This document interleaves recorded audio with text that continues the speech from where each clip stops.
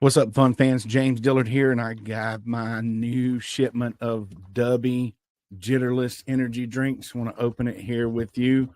Went ahead and got me shaker this time. Learned that you need to get you one of these to make sure it mixes up really good. And this time, let's see, what flavor did I get? Pushing Punch. Right there, your Jitterless energy drink at Dubby. So go to dubby.gg and enter promo code FUNFANS for 10% off, or scan this QR code and go directly via our link and get your Jitterless Dubby energy drink. Hello again, and welcome to another episode of the Fun Fans Podcast. I'm your host, James Dillard. With me, as always, my co-host, Bailey Jackson. How you doing, Bailey? I'm good. Ready to head back to work tomorrow, but 7 o'clock on Sunday, you know where I'll be. That is correct. We have a great show here at 7 o'clock this Sunday evening. We're going to give the fun fan view of yesterday's Palmetto Bowl on ice. We'll catch up with some Clemson basketball and pretty much all the other current sports. And we're going to talk some recent college football news. There's some news in college football. But first, the Fun Fans are a proud part of the Fanboys Fangirls Sports Podcasting Network. If you're a true sports fan, the Fanboys Fangirls is perfect for you. Find various nationwide podcasts and other sports media at thefanboys.com and all forms of social media. And where is our favorite dining locations? Reuben's Food, Sports, Spirits, and Catering, the best wings around, with 2 locations in the upstate, 1083 Batesville Road in Greer and 11028 Anderson Road in Piedmont. You can find them at reubensc.com. Reuben's is simply a great place to eat for all sports fans. All right, so yesterday was the Palmetto Bowl, Clemson versus South Carolina on ice. Now, both teams are club teams, not officially, I guess, affiliated with the athletic department. Right. But you would not have known that when they were going at it yesterday. So I do have one. I only made one clip. So bear with me. We only have one quick clip going here from the.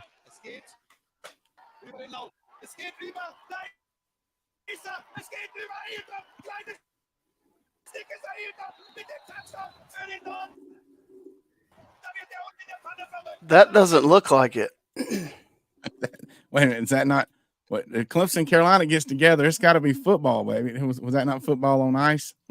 No, that might have been. So it looked more a little bit like this. There we go. It was actual hockey. That was funny though when I saw that clip. Like, ironically, like right before we went to see them play. But we're going. Can we break down the game at all, Bailey? I mean, do we know? I don't know that much about hockey, but I know you got to get the puck in the net.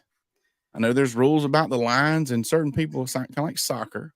Well, so I mean, luckily for me, I was sitting next to Whit, my son, he actually watches a lot of hockey. Huge Washington Capitals fan. Don't know why, but he is. He loves them. And I get the ESPN updates on my phone because he's on my ESPN account.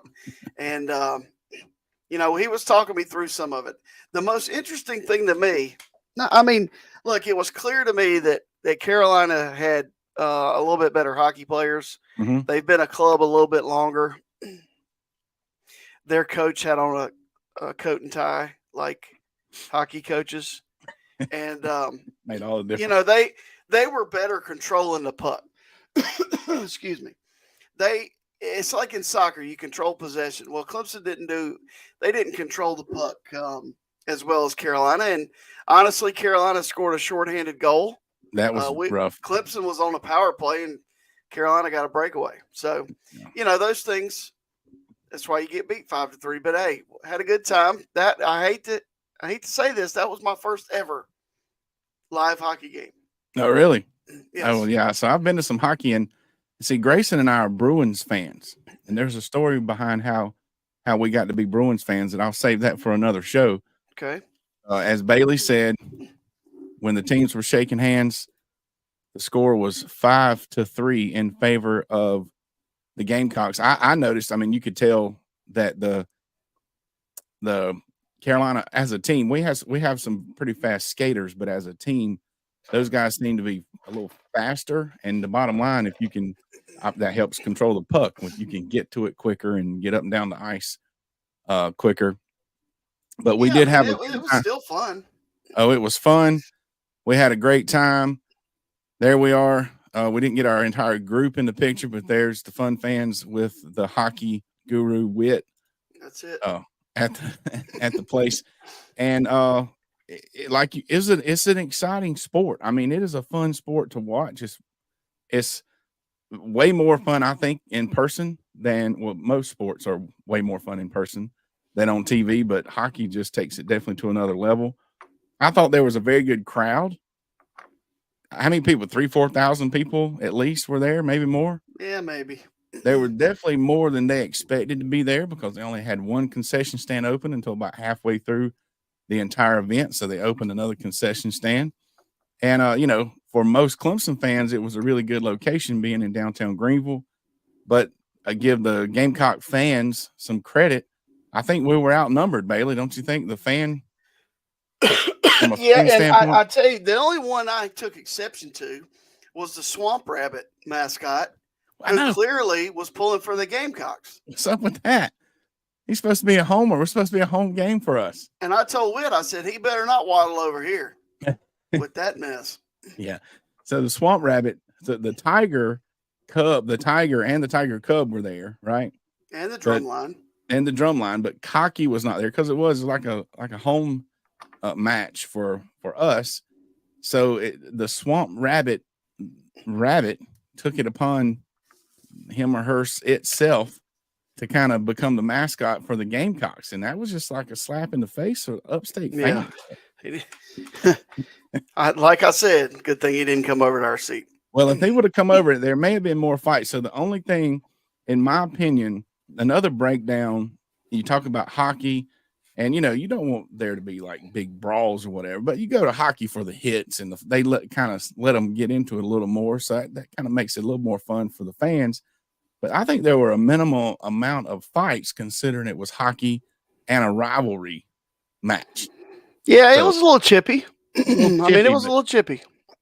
That's about all it got to. So yeah. Anyway, it was fun, and look forward to, if they do that again next year, we'll plan on being there next year. Maybe if they start playing at the Bilo Center more often, that might be a place to go. The place Clemson normally plays wouldn't really be very conducive for fans at all. But anyway, right. About that, let's move on to other sports that are going on right now. It's time for Bailey to talk about basketball. Well, as I said before they played the Tar Heels, I thought Clemson needed to win 6 games to get into the NCAA tournament. I was wrong. They're in solidly. Pretty much. They've won like 4 out of their last 5 or something like that. They won last night against Florida State. It's a big game Tuesday, and it's a big game because of the seeding for the ACC tournament. Mm-hmm. The best Clemson can do is 4th. But I'm just going to – this is what coaches do. We look at the bracket ahead of time, and we think, where would be the best place right to land? I don't like 4th.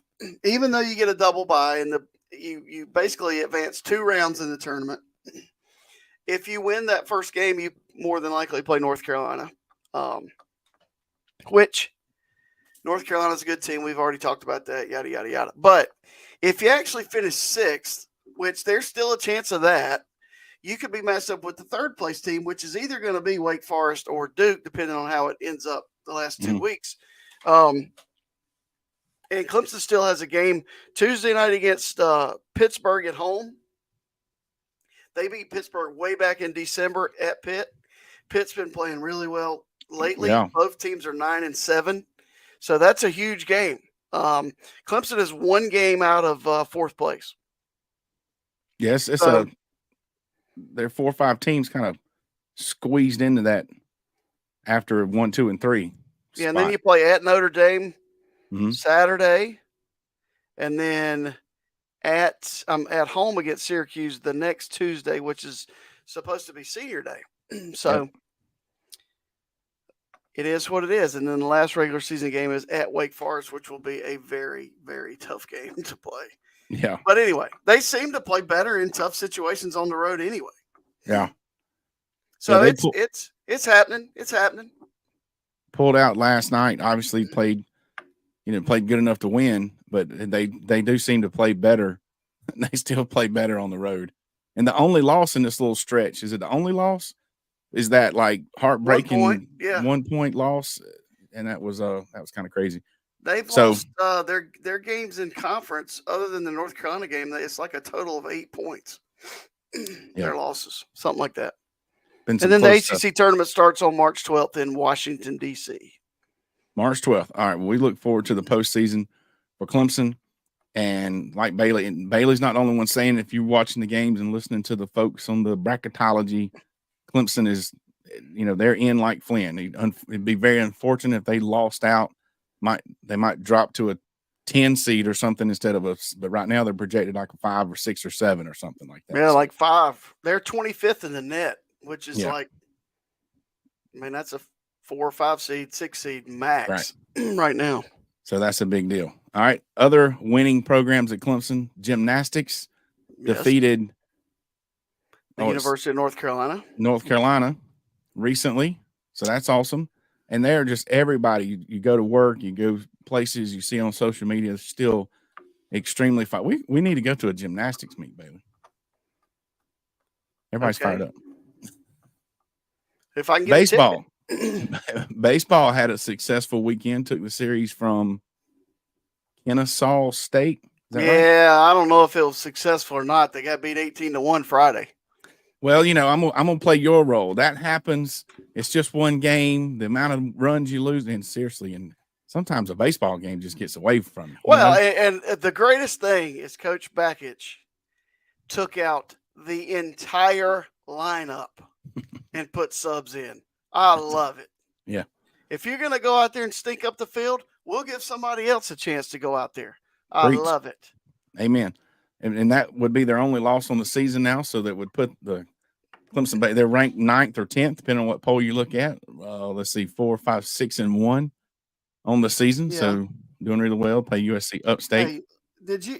So I tried to watch the game today. It was on ACC Extra. Mm-hmm. They apologized on Twitter for having one camera only. The camera was on top of it. Seemed like it was on top of the press box and had a complete shot of the field. You couldn't see anything. You're so small.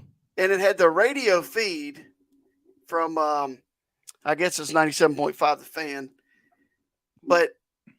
And it would zoom in some, but it was pretty bad. So I noticed some people said some things about it on Twitter, and they only, because softball was playing at the same time, they had to share cameras. So we don't have more than 2 cameras. Well, so who is the we there? Is that a Clemson thing, or is that when it's an ACC Extra, Clemson in-house films the games. Yeah, I guess we only have 2 cameras. Yeah, I guess. So it was just hard to watch. I was really looking forward to watching it, and then I just had to turn it off because I couldn't see anything anyway. Not a fun experience. They got the dub. Yeah, and it makes me feel better because by the time I found my password for ESPN Plus or whatever it's called, the game was over. So that was not cool. And softball, speaking of, they won again. Yep, won the Clemson Classic. They beat, or was it a tournament? Well, I guess they just had 3 teams came in. Okay, yeah. Ole Miss, Miami, Ohio, and that might be it. Might have been 3 teams. But they beat Ole Miss today. And what I also read was that former podcast guest Brooke McCubbin is 5-0 on the season as a pitcher. Brooke. Yep. Go Brooke. Getting it done. All because of her exposure here. Well, and I'm sure that's what it is. Yeah. And she hangs out with our boy Mac. And you know what Mac is just slap full of? Probably energy. I don't know if he drinks Dubby, but he's sure he could be the poster child. But if you need some energy, go to w.gg, enter promo code FUNFANS for your 10% off of your jitterless energy drink. new flavor came out. I saw in an email today. That's really good stuff. Very refreshing instead of that hot cup of coffee that I used to drink in the middle of the afternoon to get through. All right, so in some other sports news, there's kind of a long list, but we're just going to hit these things real quick. I'm excited about the UFL. We talked about picking a team and how you get to be a fan of a team, and we're gonna do this on a different show. We're gonna pick a team for the fun fans to pull for, or we can pick, to our own two different teams. There's only 8 teams to choose from, and but we'll put some time on the show to explain why we're picking a team. I'm gonna look at the roster first. Well, I kind of started on that today, and but we'll do that because I'm excited about that. It's gonna be, like I said, we think it's gonna be legit. They've got some money. They've merged, and they got some good players. I mean, they literally NFL practice squad. Looking at the rosters, guys that were drafted but just kind of didn't make a team or whatever. So they're going to have some players, and we're looking forward to the UFL coming in March. Okay, so this is some news. The 12-team college football playoff format was announced this week, or the adjustment. So as we all know, since the Pac 12 plus or whatever it used to be is essentially, Pac zero now. Yeah.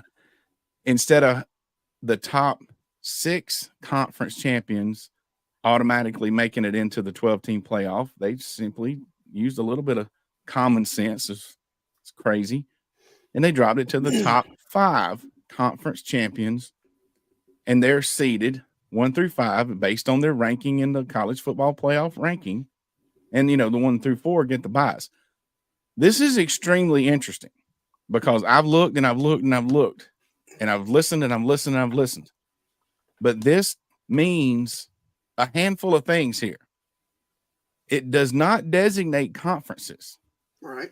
We all assume that SEC, ACC, the big 4 now. Big 12, Big 10, SEC. Everybody's assuming that the conference champion from those conferences are going to be one of those 5.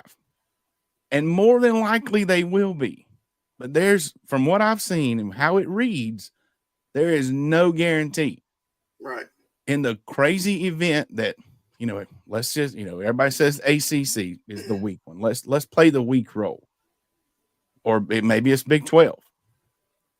But somebody comes out of that conference and wins that championship, and they're ranked lower than the conference champion from Conference USA and American Conference. They're not going to be guaranteed a spot. They might get in, but they're not going to be guaranteed a spot. That's interesting. And that's right? I mean, you've clearly done more research on this than I have. I've listened to talk radio about it. That's about it. But they're already talking about expanding it. Okay, so that's the next. But for the next probably 2 years, this is the way it's going to be. Let's talk about Notre Dame first. Is Notre Dame mentioned?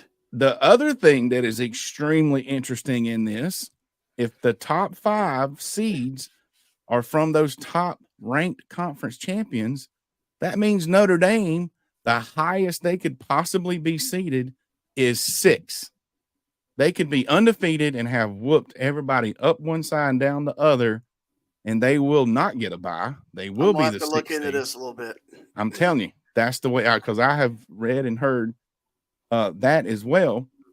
And the final piece that it didn't hit me until I listened to the folks talking about this.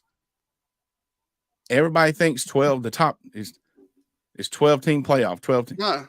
If you're ranked number 11 or 12 in the college football rankings at the end of the season, that does not guarantee that you're going to get in the playoffs. Unless Liberty or somebody like that is ranked 9th. Correct. But they could be unranked and they get in. The best group of 5 team gets in, period. Correct. So if a team outside of 12 gets in, that bumps 12 out. If 2 teams, hypothetically speaking, outside of 12 get in, boom, that bumps 2 teams out. Right. So really, if you want to make sure you make the playoffs, you might still want to be a conference champion and in the top 10. Right. Of the college football play. So I thought that was But all right, on to what you were saying. The TV deal is only for 2 years, so everybody's already saying it's going to change in 2 years. And what we're going to do, Bailey, you got anything to say? You were about to bring that up. What do you think about that lasting 2 years? Well, I mean, so you got a TV deal for 2 years. You have to plan this stuff ahead of time. Correct. So, like you said, they're already talking about it. Yeah, I mean, you build a high school, it takes 3 years, 4 years, Yeah, to get it all done. So anyway, I would say they have to look to the future, and they probably, I don't know why it wouldn't just be 16. That eliminates the bye situation. Most football coaches don't want buys anyway. I mean, you get in a rhythm, you get in a routine. Football coaches, football players are about routine, about doing the same thing. That's why you see some teams. What it would do also is keep people from opting out of these games. That's the end result they're looking for. But yeah, I mean, you got to start talking about it. They're start talking about it. So what we're going to do is that we're teasing for another show. So we'll do another show on what the Fun Fans think should happen. We'll do what we project is going to happen and what we think actually should happen when it comes to the 2 years from now after this 12 team. I have a thought right quick. All right. Clemson has a winning record, they're in every year, and they get to play at home, so we can have another home game to go to. Yeah, I like there that. You go. I like that's format. Clause 23B-8. I'm in. Okay, so more college football news specific to Clemson. I text Bailey, or we talked about it a little bit. So an email came out from IPTAY, and this is kind of not good news. The parking with the construction. So it's good news. It's a good problem to have. There's so many people who want to come to the game. Some people want to come and park and tailgate, which is still good. And the university itself is growing. It's going to be a handful of years before they finish the parking deck they've actually approved to start. I don't know if they've started yet. And then another one's not till way on down the road. But the parking on campus, we know what that's like. It's one level and wherever you can find a space, so it spreads out and goes and goes and goes. Right. And according to the email, as donors are increasing their giving and they're retaining donors, it's money talks and everybody else gets bumped down. So we got some bad news this week. There's a chance that the Fun Fans might lose the parking spot on the Centennial Extension. That would be devastating. Have to relocate. Yeah, but so we're working on that, and wherever we land, it is going to be a Fun Fan tailgate. That's right. All right. Speaking of landing, all right, Bailey Jackson, next time get a picture with your whole face there, Bailey. Well, I'm sorry, I was quickly taking a picture. Yeah, because I was told I had to take a picture. So Bailey was this was the second time you've done this?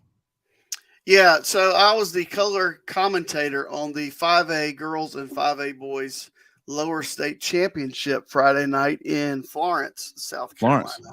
Yeah. And broadcast on the NFHS network. How many cameras do they have? One. But hey, so on air, I said, hey, Tyler Cupp is the guy. He does a great job that I work with. He's at WRHI in Rock Hill. I've known him forever, and he's just really good. And he does all these games. And I said, Tyler, I said, fans, if you're out there watching, Tyler told me during the break that he reached out to Jay Billis, and Jay Billis was booked, so he called me. So I'm the second choice, but I'll still do it because Tyler asked me to do it. Yeah, but it's fun. I have a good time doing it, and I got a lot of positive comments about it, so hopefully it was okay. Very good, very good. We're proud of you, and we love to have the Fun Fans. The more exposure, the better. And going all the way to Florence for the lower state championship, and we could probably do a whole show, which we will not, on the high school league and all the things they take heat for, which one would include having the upper state championship also in Florence. Anyway, all right, moving on. Speaking of moving on, there was another storming of the court, Bailey. Yeah. And we're starting to run out of time. I got a quote. Here's a quote. But you're going to have some kid get in the face or walk up on a player, and the player is going to respond in a way that nobody's going to like because he's going to feel threatened. Then we're going to have a real problem. Brad Brownell. Yes. So we've talked about this before. Bailey and I agree on the initial something's got to happen. It's got to change. It needs to stop. How to handle it is a little different, which for basketball, did you see the video of this most recent incident? Yes, I'll tell you how you handled it. I was watching a game the other night, and there was a chance that people were going to go out on the court. So your university needs to have enough people ready, and you can do it. You know those little plastic chains you can buy at Lowe's? Yeah. If you get one that's 94 feet long, and you have about 30 people line up with that chain, and as soon as the game's over, they pull it tight and protect the players that are shaking hands from the crowd. You can still let the crowd go out behind the chain. But so the crowd at this game was actually running onto the court before the game was over. I saw that. There's about a second and a half. Some more chains up. Yeah, they were off the chain. Right. Yeah, so every scenario is unique. Every venue is going to have a unique solution. But that's similar to the graphic I had on here from our Fun Fan Podcast graphics team, how we could still gather at the Paul with some type of you have to block off the other team. You're going to have to, and if nothing else, those temporary and could be permanent eventually. Just put a metal railing up. It's hard to stop if everybody's just standing there, like in most basketball venues, and all they got to do is run out on the court. That's very, very hard to stop. But if there's a 2.5 foot, railing they have to step over, then it don't take near as many people to hold them back. And we're talking 30 seconds or so. And then everybody can do their thing. But that was definitely another example. And it don't matter. I like what Coach Brownell said, because it don't matter if the players we're talking about player safety, we're talking about fan safety, we're just talking about safety in general. It really don't matter. This part's not funny, but this particular example, did you see the clip where really, if you look at it, it looks like the Duke player saw the guy coming and tried to trip him, and that's how he hurt his knee. Well, he tried to kind of push him off out of his way. All right, as a player, you just got beat. So he went in self-defense mode. Yeah, I mean. Yeah. He sorry. He saw him coming. This is an all ACC caliber player that could be injured. Okay? Right. It don't matter who gets, like I said, it's the players, it's the fans. Something's got to change. What did I tweet last night? I don't know. That storming the court puts players, coaches, officials, and fans in a bad situation. Period. Yeah. Let's get rid of it, people. So no matter what he was trying to do, it's just an injury waiting to happen. So right.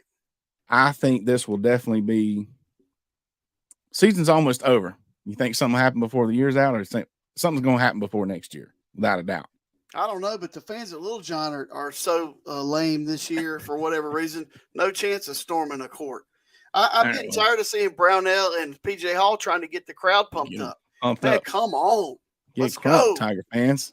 Get crunk. All right, well, we will see what happens there, and if they're looking for solutions, they're welcome to call. Yeah, they can call us. They can call us, and we'll hook them up. We know what we're talking about. We get on here and have a good time. We know we've done this kind of stuff before. And speaking of doing some stuff, all right, what is coming up? What can we have some fun at? This weekend is another Palmetto Bowl baseball situation. Clemson versus the Gamecocks. So they play at Columbia at UofSC Friday. They'll play at a neutral site in Columbia Saturday. And the Clemson home game for the Tigers will be Sunday at 2:00. Yeah, so looking weather forward. Doesn't look great. It doesn't? Rain. Uh-oh. Well, I mean, come on. You need to be a weatherman if you only want to be right 30% of the time. Yeah. We look forward to that, though. And Bailey's already brought this up. Tuesday, March 5th, basketball versus Syracuse is senior night, where Katie's going to be recognized for her years as a cheerleader. So we think. I'm pretty sure the fun fans will be in the house. for that one. And the dance is coming. You just went through it's a couple weeks, and then the ACC tournament, the big dance is coming, and the Fun Fans are going to have another bracket challenge this year. And I got a prize in mind. I'm not going to give it away just yet, but it's going to be an awesome prize for the winner. All right, but speaking of prizes, this show was like a prize. Hopefully you enjoyed the show. Shout out to Clemson Hockey and the Swamp Rabbits. Even though the Rabbit turned into a Gamecock fan, we appreciate those guys were a definitely integral part of hosting that Palmetto Bowl here in Greenville. And we're looking forward to seeing our men in the postseason, no matter what happens. That's right. So thanks again for checking us out each and every Sunday and Wednesday. Don't forget to click subscribe on the Fun Fans Podcast YouTube channel, as well as your favorite podcast platform. Follow us on social media and share. Reach out if you want to become a sponsor. Look at the ticker stuff going across the bottom. And on behalf of the Fun Fans Podcast, Jay Thrilla Entertainment, the Fanboys Fangirls Podcast Network, and Bailey Jackson. Yeah, Mr. Swamp Rabbit, I better not catch you in Greenville somewhere. Watch your back, Swamp Rabbit.